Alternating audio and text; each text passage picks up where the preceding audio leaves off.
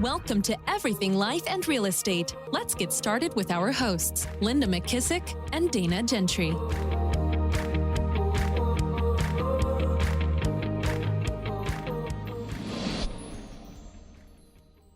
Hi, everyone. Welcome to Everything Life and Real Estate. I'm Linda McKissick, and I'm here with my guest today, Miss Rhonda Smith.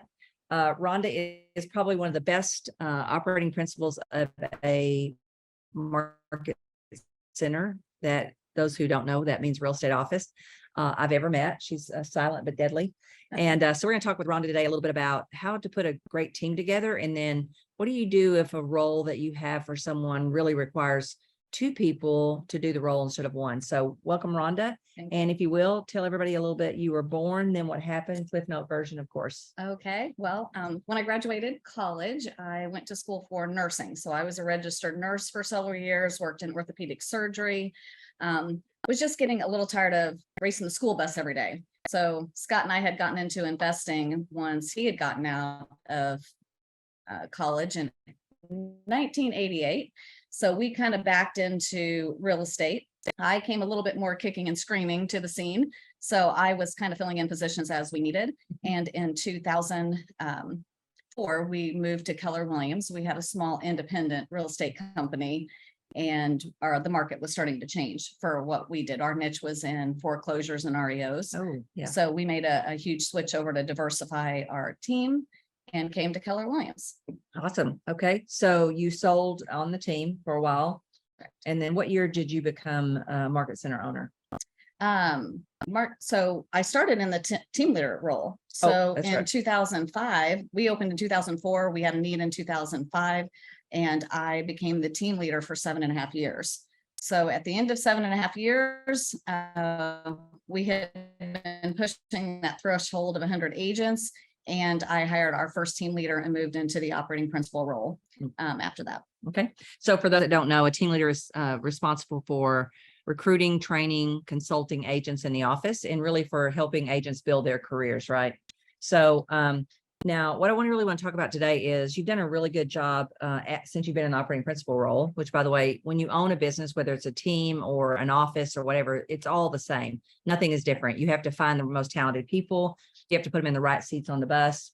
And so you put together a really great team. So talk a little bit about that. I know you didn't just fall out of the sky and put a great team together. So talk to us a little bit about that journey, and then what have you learned, and what you learned that's kind of helped you now put what you feel like is the right team together? I would say really kind of starting out, you find yourself being all to everybody. And so when you're a doer and a leader, a lot of times you are, it's hard to let go of something. So I think on the front end, some mistakes I made was not finding the right people fast enough, or sometimes you find them too fast when you're, kind of in an emergency situation. So, kind of moving to where we are today, it's really putting yourself together with people that, for me, is not micromanaged. I need self-starters, self-motivators, and I look for people who are already all in. Like, I'm looking for somebody who has urgency. To me, it's not as easy to track. So what are some of the things you do in your pre-interview session to check for those things with people?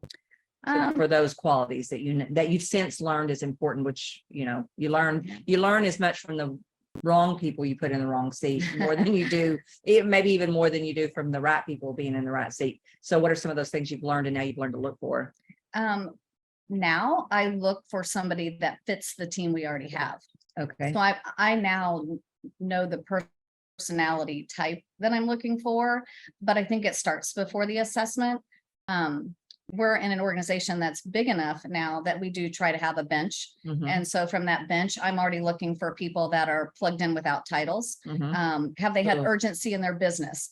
Did they come in, whether they were brand new or they already had their real estate agent, like how fast did they engage in something? Like if you're testing somebody's urgency, it's all of the things that they did before they got into a role. They don't just all of a sudden get urgent. Right. So it's that person that passes me in the hallway fast, or is pushing me a little bit. And I think that you're kind of uncovering that before you ever have the interview. Yeah. And I think that's something so true that you learn the more hires you have to make. and you definitely fail your way forward in hires. I think the people part of any business is the hardest part to figure out. But I do think that's a good point, that they had to have had those qualities already. And I think sometimes we just assume because we have some of those qualities, we think everybody does. I know early in my hiring days, I did that. But also talk to me a little bit about, so now you talked about a fit. So when you say you're now looking for people that fit the team you already have, do you mean you know what their strengths are and you're looking for someone that has a different strength? What does that, explain that to everybody? Well, there's different roles on the team, so they're not all the exact same profile, right? Like they have different strengths. So we're definitely looking, depending on the role, for that, unique fit for the position. But from the team aspect, we're looking for people. I mean, this is as simple as it's ever going to get. Do they have fun winning? Like, you need to have a team that wants to win together, and it's not, somebody that always has to be the one that gets all the credit. They are winning as a team. And when the team is winning, then that's who I'm looking for. I'm looking for somebody that's going to come in and fit that way. But we all know that there's so many different legs that lead to our success. So it's like, while we have a team leader that's recruiting, we have an entire team behind that team leader that's making sure that everything is delivered as promised, and that we continue to do so that there's retention. So they each have their piece in the success of the whole, but they want to win together. The other question I want to ask you that I really feel is super important, that I think sometimes people get so, and you and I talked about some of the thoughts you had around this, and I've had the same thoughts, but sometimes a role requires two different kinds of people to win at it. And so you've really kind of nailed that in one of your roles that you have. So talk to us a little about when in that team, talk about that. Yeah. I think being a team leader for so long, I have that understanding. It's a lot of moving parts to do by yourself. And a lot of times you can do one thing well, but then you drop, 2 or 3 other balls in the process of doing one thing well.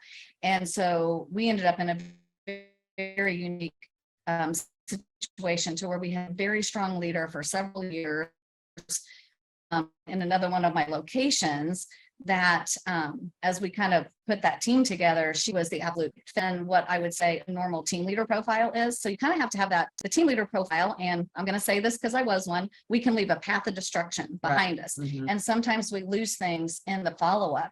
So I think when you're pairing somebody and you're bringing somebody in strong to partner in that situation, then you need somebody who can execute and implement just as fast as somebody else is out there, getting somebody else to talk to them or set that appointment. But if you lose it in the follow-up, then it's a lot of times it's a revolving door. Like, you might gross, but you don't net.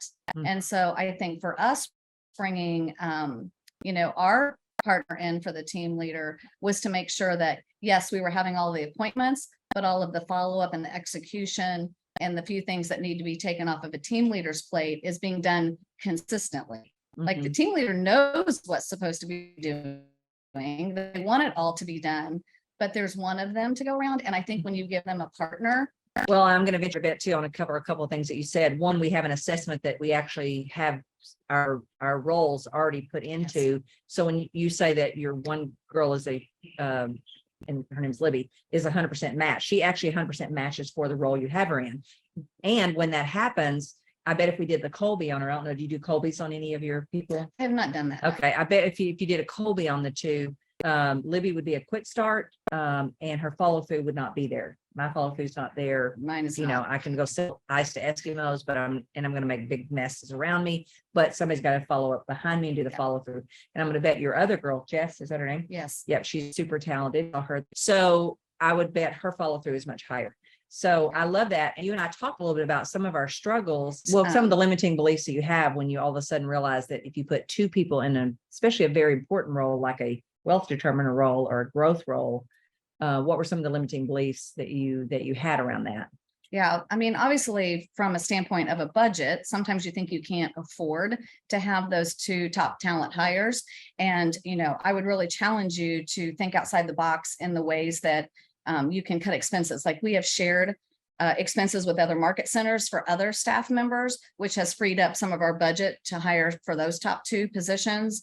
And, sometimes you just think, oh my gosh, 2 cooks in the kitchen may not be able to work together. Yeah. But I will promise you, if you get the right combination, like you got to get, those things out of your head, because there is a way, and it will pay for itself. Like it will absolutely pay for itself if you can find that in the budget to get 2 people instead of 1. Yeah. Well, especially in an important role as much as growth, because if the office doesn't grow, there's no money for anybody or anything. Right. So were there other thoughts that kind of went through your mind? Like, I know there's a few that I've had in the past is, am I propping them up? Am I, Like should maybe one- you don't have the right person. yeah, should that person be able to do it? There's a lot of stuff that goes through your mind before you make that decision, I'm sure. Yeah. I mean, I do think you got to, think about, your agent count, what the rest of your team is responsible for. But the metrics that I look for are they doing the activity every single day? If you have a team leader that is in there every single day, making their calls, setting their appointments, and you're finding that they're dropping the ball, that's probably a good indicator that you're not propping them up. Right. If I have somebody that's true. not Good doing point. all those things, then maybe you need to Yeah. question that, because you wouldn't win them.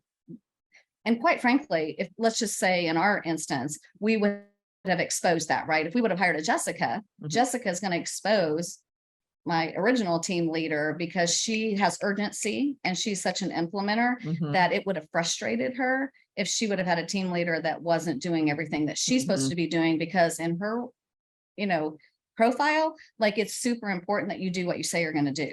And so, and that's why I think they work well together. But again, go through the entire process, make sure that you've got somebody that's really doing the actions every day. Yeah. And I think too, when you get 2 great people together, they don't want to let each other down. Right. They work harder for each other than they would for themselves sometimes. So what else? Is there any other kind of final thoughts or ideas around putting a great team together? Maybe some of the biggest mistakes you've made, and we all make mistakes in the people department. Is there some big mistakes that you've made of not getting the right ones?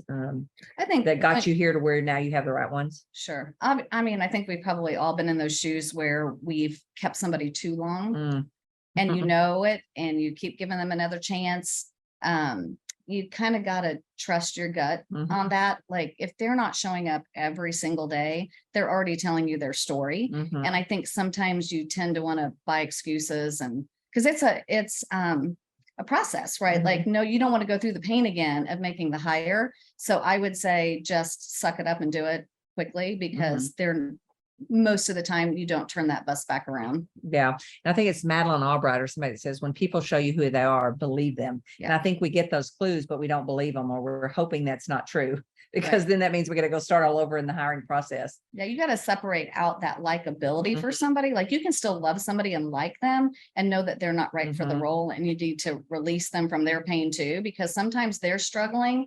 We've had a situation where, a past staff member, she really hated letting us down, and it was but it wasn't, we still weren't turning it around as much as she wanted to. And as much as we wanted to, it wasn't happening. And I always, when I hear myself start saying, but they're such a good person, and that's me trying to go, oh, but they're such a good person. I really wish they could do the job.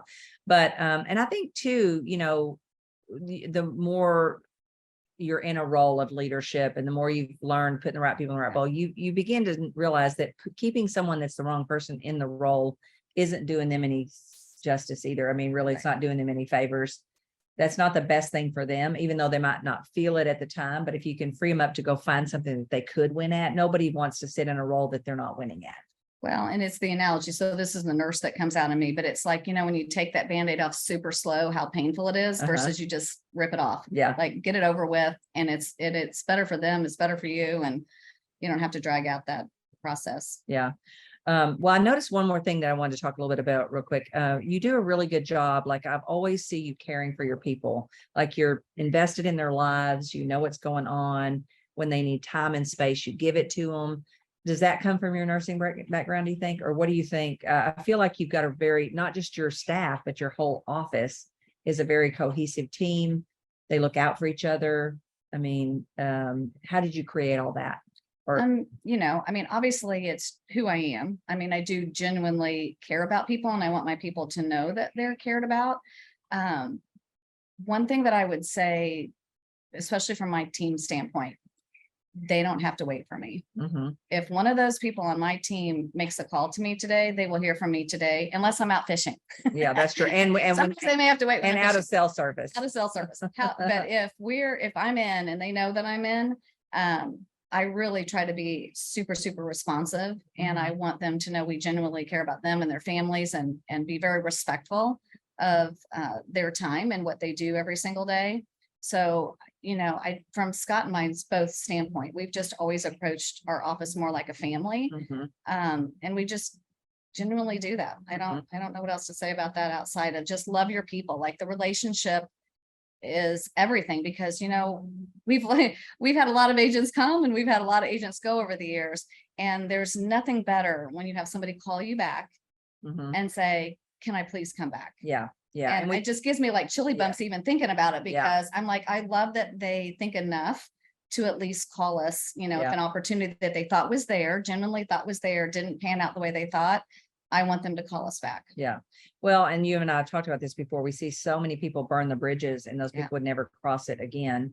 And we've all had instances like that where we left somewhere, thinking we had good relationships and they would be okay and understand that we were doing the best thing for our families. And that wasn't how it turned out. And we just said we'd never go back across that bridge. So I think keeping those relationships going, no matter if someone makes a decision to do something Yeah. else or not, right? Your life and your dreams and your goals have to be so much bigger than any one person who leaves you, and just always wishing them well and being there for them no matter where their decision takes them, I think is the best thing. Try to love them harder on the way out the door than you did on the way in That's the door. true. That's You true. have to realize that on the way in the door, you don't really have a deep relationship with them. Sometimes you have a much deeper relationship when they're leaving you.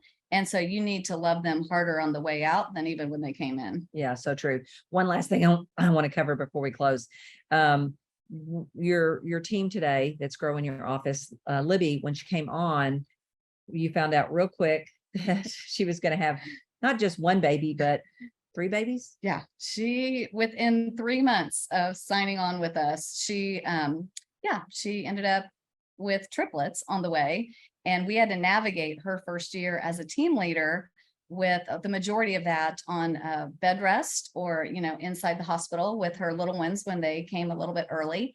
And so that's another thing, I mean, watching the way that she showed up for that. Yeah. And more determined than ever to have success. Like, we didn't go backwards that year in our numbers. Like, we had, again, strong enough team that allowed our team leader to have triplets, Yeah. right? Like, we kept that going. We had 12 cappers that year on the year that she was in bed rest. And a lot of us picked up the slack while she was gone.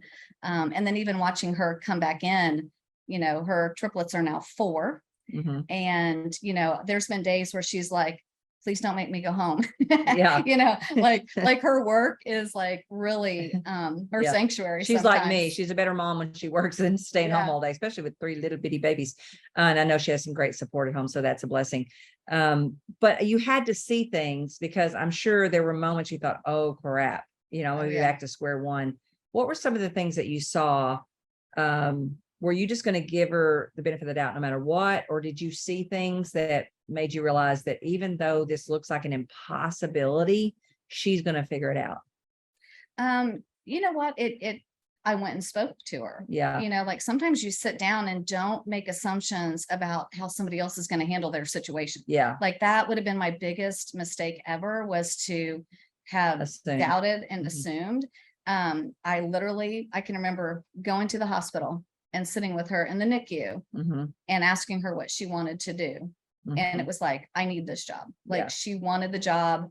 And so again, it took her coming out. She's going into something she doesn't know. Mhm. Right. But there again, we had enough history at that point. Mhm. And because we had done the whole KPA process with her and how she had navigated other situations, like, I believed in her. And then she did it. When she came out, she went right in. She had, kind of out of the gate, well, for her, we were like a start over year, Yeah. but it was like a great, amazing Yeah. year for her when she came out. But I could see the grit Yeah. Like she was determined. And when she looked me in the eye, I believed her. Yeah. Like, and I think grit is important. I think her being a match to the Yeah. role makes her love it and enjoy it, and it fulfill her up.